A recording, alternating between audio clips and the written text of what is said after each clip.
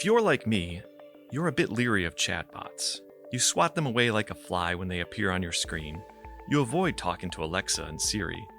And inevitably, you yell representative when a robot answers your call. Oh yeah, I've dealt with that too, and it can be very frustrating. That's Rohini Srihari, a pioneering computer scientist, educator, and entrepreneur at the University at Buffalo. She understands skeptics like me, but she also believes that chatbots, when done right, can address major societal challenges. Take, for example, the nation's mental health crisis, or the need to improve communication devices for people with ALS and other motor neuron diseases. Today, we'll explore how Srihari is leveraging both her love of language and her decades of experience in artificial intelligence to improve public trust in AI and ultimately help people in need. My name is Cory Nealon, and I will be your host for this episode of Driven to Discover. It's called Making Better Chatbots. Dr. Rohini Srihari, thank you for joining us. Well, thank you for the opportunity to speak about my work. So, I hope that introduction wasn't too negative. I'm aware that many people use chatbots with tremendous results, but in your work, you state one of the main challenges this field must overcome is trustworthiness. So, why do some people not trust chatbots?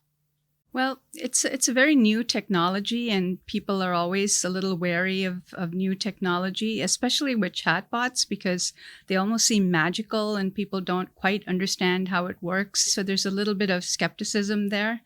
But it's interesting because not everyone feels that way. And with some work that we did, we found that younger people, especially kids, are not bothered by chatbots at all. They feel very comfortable speaking with them. So for people who are uncomfortable with chatbots, how do we overcome this hurdle? Well, I think sometimes longer conversations can be really helpful, and dialogues. The more you talk to a chatbot, if it's a good chatbot and it's responding correctly, then over time you begin to, form some sort of comfort level with it. But in general, in order for people to trust chatbots, they have to show certain characteristics. They have to be empathetic. They have to be socially responsible. They have to adapt to the user's personality. And all of these types of criteria, I think, are going to be very helpful in order for people to get more comfortable with chatbots. So before we get too far into this, can you please just tell us what a chatbot is? At the very simplest, chatbots are, software tools. You see them in social media all the time. As soon as someone says something, it immediately responds with a canned response. So that's at one end of the spectrum. The other end is where, my work is more interested, and we call that conversational AI, because this is not just, sending out canned responses to what someone says. It's actually listening to the person, looking at context, even their gestures, their personality, and responding based on that. I'd like to back up and provide our listeners with a bit of context. You grew up loving to read, and you figured that literature might be your path in college. What was it about the written word that drew you in? Well, in my very young formative years, I lived in a place where there really wasn't that much entertainment except for the library, and the library was a little bit ancient and had a lot of classics and so on. And so that's what I had access to, and I started reading, Charles Dickens, Jane Austen, all of these authors. But even to this day, I think what really impresses me is the use of language. Language is so powerful, and it can express very complex thoughts. And so the better you use the language, I think the better you are doing in terms of reaching out to the reader. So while you loved books, you were also very good at math, the field you ultimately chose to study when you went to college. This led you to earning a PhD in computer science here at UB. And at the time, there was a lot of exciting AI research happening here at Buffalo. Can you tell us a little bit what it was like back then? People characterized AI as interesting stuff, but that didn't really work. And once it actually started working, they no longer called it AI. It became software, systems or something like that. But there was a lot of interesting work going on in AI, and there were different disciplines, different methodologies. Some people were working on very knowledge-based approaches to AI, like expert systems and actually encoding knowledge manually, There were other people who worked on machine learning approaches to AI. And that is, for example, handwriting recognition. What are the features that can characterize handwriting? The number of squirrels, the number of circles, things like that. And then use that as part of a machine learning system to try and recognize letters first and then addresses and so on. And of course, now we're in the new age where we're using techniques like generative AI and large language models. And those are different from the previous two generations because here we don't even need to tell the computer what features to look for. You just feed it data and it learns representations. And then based on that, it can generate new data on its own. I think I've been fortunate to have been present through all these generations of AI, and I've actually worked on all three. One area that you're currently working on is AI and mental health. Can you tell us what that landscape looks like right now? Well, there currently is a crisis in the area of mental health support. Partly because more and more people are facing these issues, whether it's due to isolation, other kinds of stressors, COVID, work-related. But then there's also a lack of resources. There aren't enough people. There are professional counselors to help these people. And sometimes people don't even seek that kind of help due to whatever stigma and so on. So that's the landscape we're in.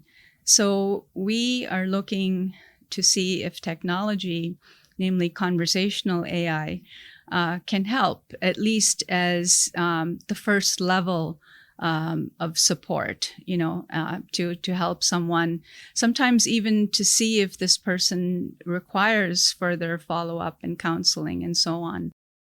You have common AI tools like ChatGPT that people are utilizing as mental health resources. Is there a danger to that? You're absolutely right. People are using chatbots for mental health support as a conversational partner to overcome isolation and all that. The danger is that these tools have not been vetted for that purpose. There's been no evaluation that's been conducted, and the mental health and the counseling communities are not involved in this. And that has sort of influenced our work, and our work has shifted from actually creating the chatbots that provide mental health support to coming up with systems that evaluate how good they are. So what we would like to do is come up with a way of measuring, are these really doing the job? And one of the things that we have incorporated into our work is the research from the actual counseling community. They've written volumes of texts on counseling strategies and also rubrics for measuring effectiveness of a particular session and so on. So we have incorporated that, believe it or not, into yet another chatbot that can actually be trained to evaluate a particular conversthat and see, is this effective? Was progress made towards achieving the goals and so on? So I believe that's a direction that we're going to see more and more is people who are going to be vetting these chatbots, especially for medical advice and so on. You need some assurance that these are providing accurate information and not making things even worse than before. So another project that you're working on is communication devices for people with motor neuron diseases. Now, this could be someone, for example, the late scientist Stephen Hawking, who has much to say but is not physically able to do so. So how do you build a tool that effectively speaks for someone else? Yeah, I think the first thing I'd like to start off saying is what the pain point is for these users of these devices. They can only generate maybe 4 or 5 words a minute because of their limitations on their motor abilities. Some people are using eye gaze tracking. So what happens is that most of their communication is limited to transactional type of language. I need a glass of water. Can you get me my glasses? Things like that. And what these people really want to do is engage in conversation, real conversation. We just had a conversation with a user last week, and for a while they were talking about their personal experiences, and then suddenly they wanted to talk about the Buffalo Bills. So, these people really want to participate in conversation, but the devices that they're using don't permit them to do that. So in order for a chatbot to speak on behalf of a user rather than to the user, first of all, the chatbot needs to know a lot about the user. It needs to know their personal experiences. It needs to understand their personality. It possibly needs to recognize the gestures that they use, how they actually use the device. And each of these people uses different types of devices. So we're talking about personalization on many different dimensions. So the way the system actually works is the user is talking to someone, the other person says something, the chatbot listens to what they say, and the speech is transcribed into text that's fed into our chatbot. It will generate 3 possible responses that the user might want to say, and these responses would be a couple of sentences long, and it would speak them out to them or show them depending on their abilities. And the user would either select one of those responses as this is what I want to say, or they can override that and say, no, this isn't what I meant. So the goal is with minimal input from the user to be able to generate much longer responses, but also allowing the user to steer the conversation. It's very meaningful work. It's probably the most meaningful project that I've worked on. And we're actually testing it with real users. And that gives us so much feedback in terms of, how we should improve our systems to respond to them. And we're happy with the progress that we're making, but we're still not quite there yet, but we're working towards it. What got you started on that project? I was introduced to a professor working in communicative and disorders department, Professor Higginbotham, and he was talking to me about this project, and I said, this is a place where chatbots can really make an impact. At this stage in my career, what I really want is something more than papers and grants, and this was a project where I felt that I know that this technology can help. But we have to work on actually coming up with a deployable system and to see if it really can make an impact on this user. Would they start using it? Would it improve their lives? So for both of these projects, your work addressing mental health needs as well as people with motor neuron diseases, you've relied upon Empire AI, which is a New York State-based research consortium that's focused on AI for the public good. You've been able to utilize Empire AI's supercomputer, which is located here at the University at Buffalo. Can you tell us how Empire AI has helped you advance your research? Empire AI has been a tremendously valuable resource for us. What it is basically a huge installation of computers, and these are GPUs, which are especially useful for some of the AI models that require very heavy computation. It's hard to get your hands on enough of these to train large models. And in our work, in our research work, we're using open source LLMs, so we're not just relying on ChatGPT. We're taking very large open source versions of that kind of technology and then training it, fine-tuning it for our particular application.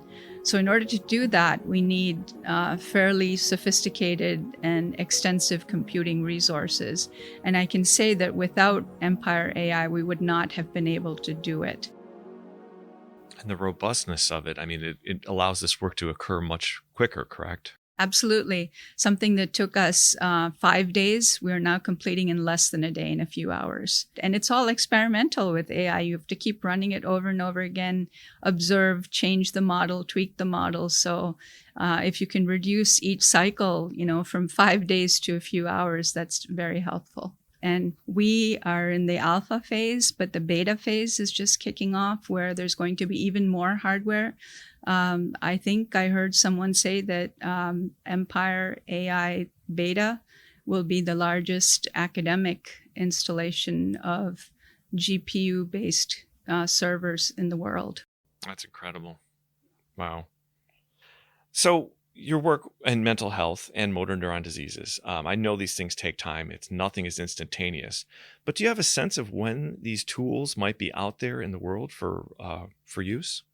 That's a good question. Perhaps optimistically in a year, maybe longer, depending on, how comfortable we want to be in terms of deploying the solution on a larger scale. We're testing with a very small number of users right now. The next step would be to do larger scale evaluations, maybe within a year, and see where we go from there. And your work isn't limited to what we discussed. What are some of the other things you're working on? I know you can't give an in-depth description, but how else are you using AI for the public good? Yeah, there's so much opportunity right now to use AI for social good.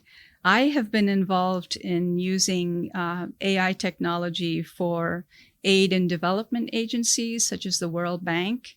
And so one application is predicting refugee inflows from one country to another. And this is very sophisticated technology, because it takes into account data like satellite imagery, weather data, news, social media, to predict when there's going to be influx of refugees and so on.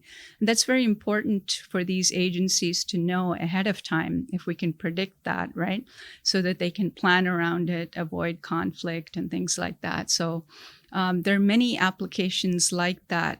Agriculture, the optimal time to, water or spray crops, things like that. There's so many of those.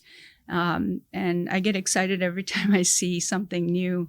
But there's also another area that I think is in its infancy, and that is the use of AI in the arts. So I am focused on a project where we're looking at a digital assistant to a choreographer. And so the idea here is not to replace humans. That's never the intention. It's more to allow humans to explore their creativity. Maybe get the AI to challenge the humans. Well, have you considered something like this or whatever? And a lot of the times what it produces is going to be garbage, but once in a while it might produce something interesting. So it's really a collaboration between the human and the AI agent. Well, that sounds like a lot of work to do on so many levels, and very exciting as well. I want to thank you for taking the time to be here with us today, and I wish you the best of luck in your future endeavors. Thank you so much. I've enjoyed speaking with you, and there's always something new.